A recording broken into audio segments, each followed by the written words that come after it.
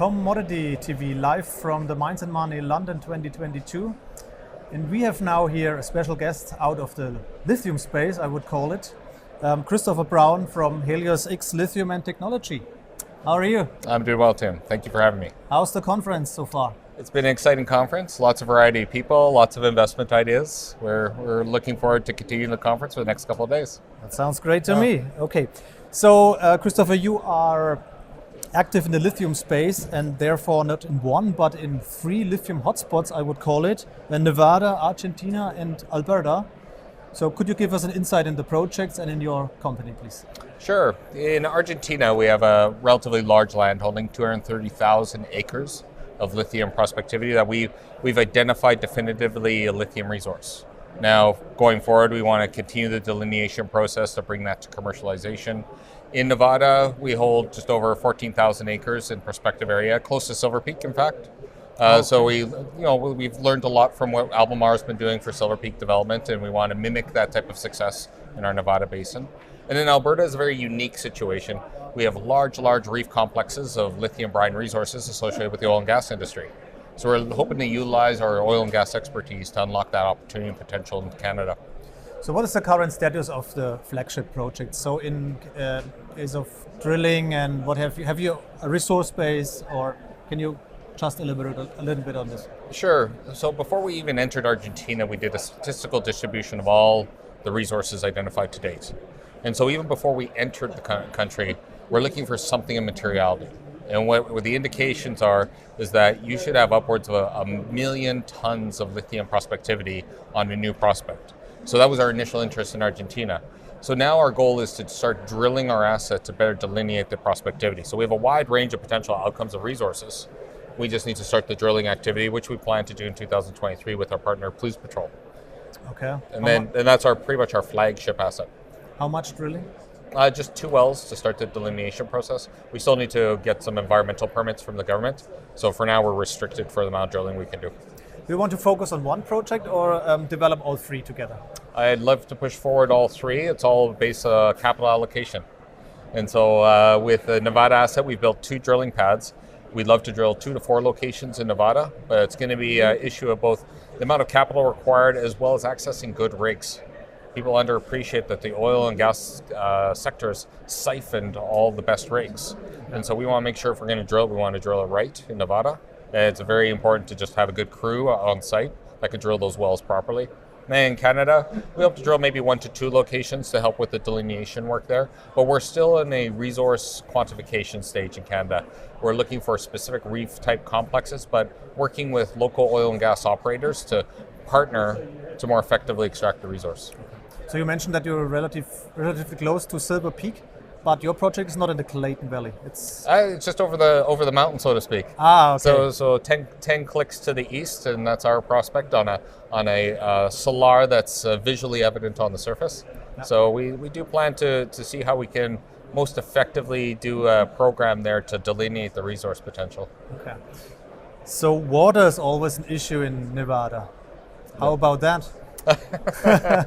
It's always a loaded question. Did you already negotiate permitting or something like that? On one of the assets we do. So we have 3 years. It's a renewable permit. So we have freshwater access to one of our assets for a 3-year term.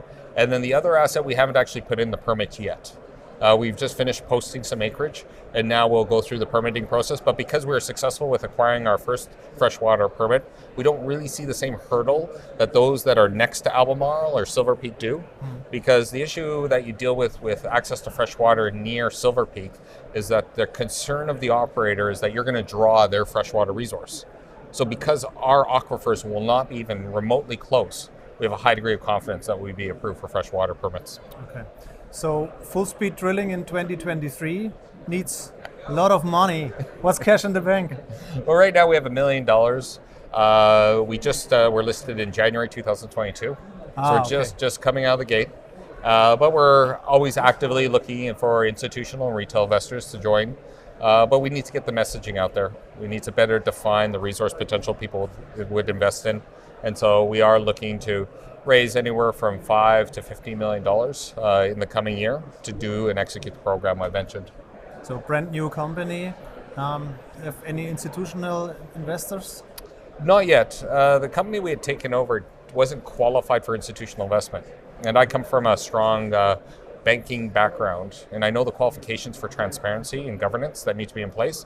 So we've actually been spending the last 6 months cleaning up the company for full transparency and governance purposes. So as of today, we are now institutional eligible for investment. Oh, okay.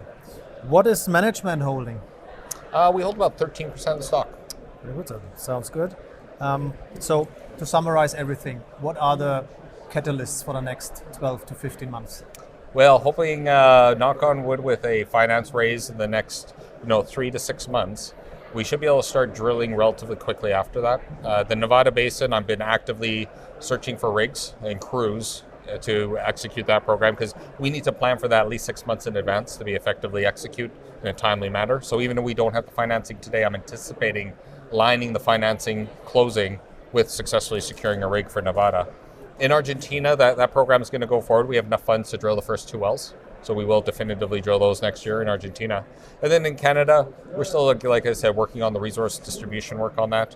Like I said, you have a big prize there. It's a lower concentration, but you have a much friendlier regime to develop facilities, because it's just a much friendlier area that understands oil and gas, and the lithium is very comparable to oil and gas investing. So we're really optimistic that we can move forward with Canada as well with the new drill program. Okay, so lithium is called a critical metal in the European Union and also in North America, United States, Canada. So what could this mean for the development of your projects?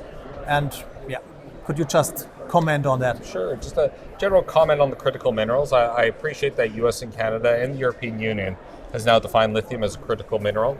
The downside of that has been the removal of Chinese investment allowable in Canadian asset bases, and we see our government move and ordered companies to remove Chinese shareholders. There's a pro and con with that. All exploration plays can use foreign investment is the con. So we've lost the Chinese backer for a lot of our exploration. The pro is I understand the need for the country to secure assets for the future. Now, the issue with Biden and the work that the US has done and Canada has done for the definition of critical minerals today is that we're already 15 years behind the Chinese. So, as an example, as part of the lithium's application in batteries, we also need cobalt, for example. And a good example is that Chinese invested in the Congo in 1999. They were exporting about $1.9 million worth of materials from Congo. Today, they're exporting $9 billion. Yeah. They have secured all necessary critical elements so that their battery industry and EV industry will be successful into 2030. US, Canada, UK are so far behind that we are not likely going to meet our EV expectations simply because we didn't have the foresight to plan generational or decades in advance, unlike the Chinese who have secured it and will likely be the largest EV country in the world in the next 5 years. Okay. So, Christopher, thank you very much for this insight in your company and the lithium sector. Well, thank you very much, Tim, for having me. Thanks for taking the time. Thank you. So that was Commodity TV with Christopher Brown from HeliosX Lithium and Technology. I would say check out the company, do your own research, and bye-bye from London. Thanks.